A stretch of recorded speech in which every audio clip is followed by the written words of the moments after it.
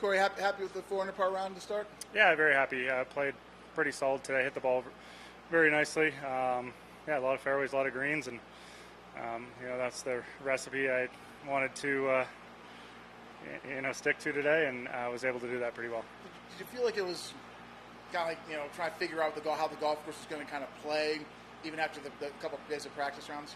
Yeah, it firmed up a little bit, so it was even trickier to control some of the approach shots. There were some big bounces on the greens, especially a few of the holes you're kind of hitting from downhill lies. They were really taking big skips on the greens, I found, and that was different. It had played more receptive in the practice days, and I thought there might be a few more birdie opportunities or a few more chances to be aggressive, but there was definitely some tricky pins out there on some slopes and tucked in some corners. So it was, played more challenging than I was expecting, honestly.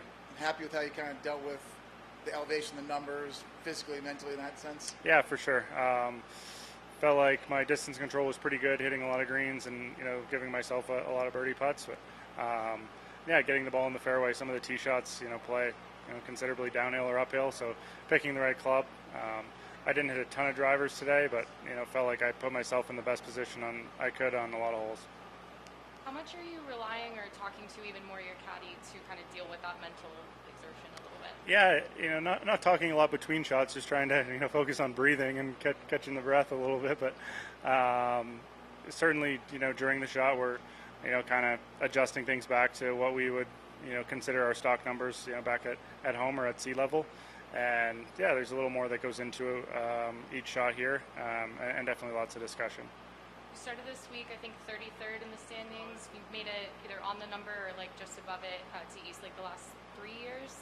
So how much is that kind of coming into your mind as you're going through your round, or is it just business as usual? Yeah, just business as usual. I mean, I've been in a similar position the last few years, needing to have a good week here, and just having fun playing golf, and happy to have gotten off to a good start today.